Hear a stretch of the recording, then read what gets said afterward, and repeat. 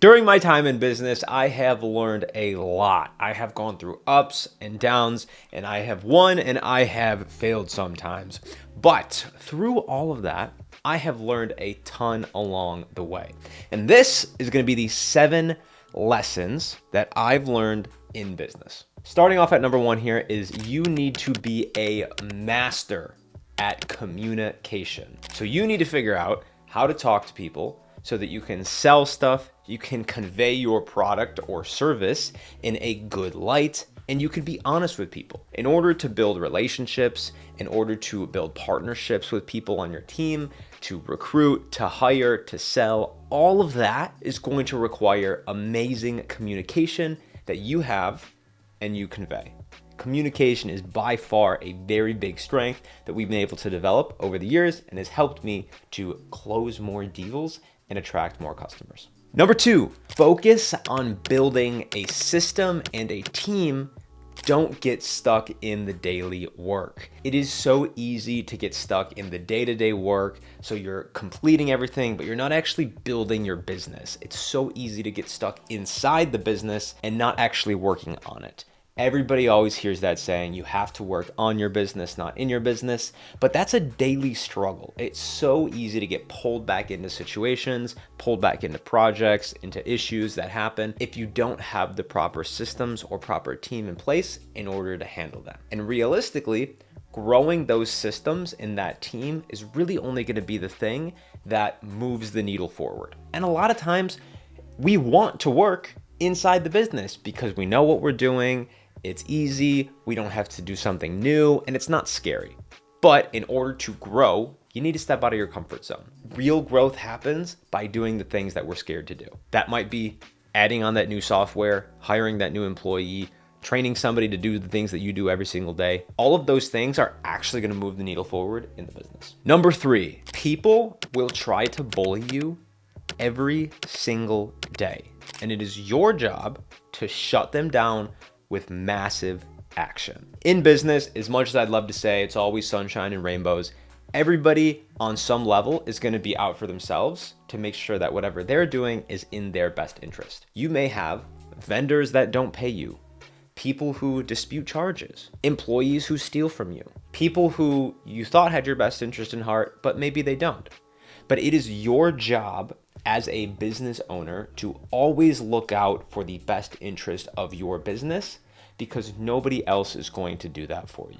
You kind of need to play hardball here and be tough for fighting for your business because everybody else is looking out for their best interest. I'm not at all saying that you need to be a jerk, you need to screw people over, but you still need to look out for what's the best interest of your business and the terms of what you guys have agreed upon. Number 4, you gotta learn how to talk on camera. I know it's uncomfortable talking to a camera when there's not actually another person there.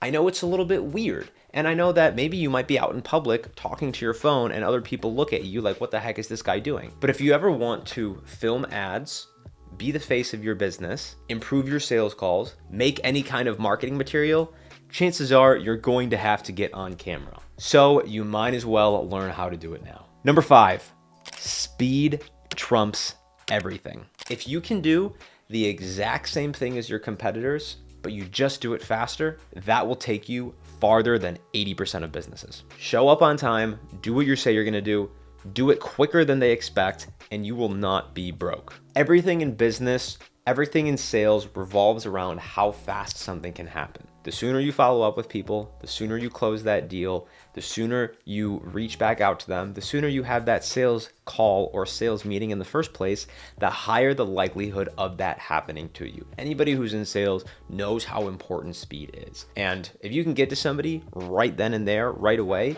your chances of making money or having that sale cross the finish line are gonna grow by tenfold. Number 6, that is going to be to trust the process. There are processes for pretty much anything that you're doing in business.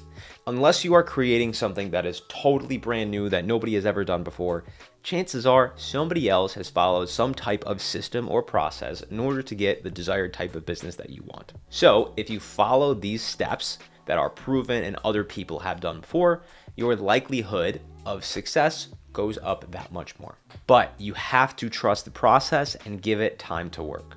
For example, the very first day that you run ads on Facebook, you're probably not going to make 10 grand from that campaign. However, if you give the campaign time it needs, it will find the proper audience, your ads will improve, and you will get a great inflow of leads, appointments, and sales from that campaign. But you gotta give it time to work, and it doesn't happen all at once. You can't be impatient with this stuff. Another example here. Let's say that you hire a new employee. Realistically, in the first couple of months, it's probably gonna take you longer to train them on everything, get them up to speed, than it would for you to just do it yourself. However, after you get past that first period of, growing that employee, training them and getting them up to speed, then they can start taking things off of your plate. But you can't be impatient. You got to trust the process of that. Number 7, it doesn't take time. It takes inputs. I don't always love it when people say that things take time. Now, yes, there are some things that take time, and I say it sometimes too. However, time is not always what it really takes. It takes inputs. Let me explain what I mean here. Let's say you want to close 5 jobs. You want to close 5 jobs and get those 5 deals across the line. And you know, based on your metrics, that in order to close 5 jobs, you have to go to 10 sales estimates. Okay, you can go to 1 sales estimate a day for 10 days. You can go to 1 sales estimate a week for 10 weeks, or you can go to 10 sales estimates in 1 day. It just takes those inputs, those 10 estimates, to get that 5 jobs. It doesn't really matter how long it takes to do that, it's the inputs. So if you know that, okay, you have a 50% closing ratio here, in order to get 50 jobs, you have to go on 100 estimates.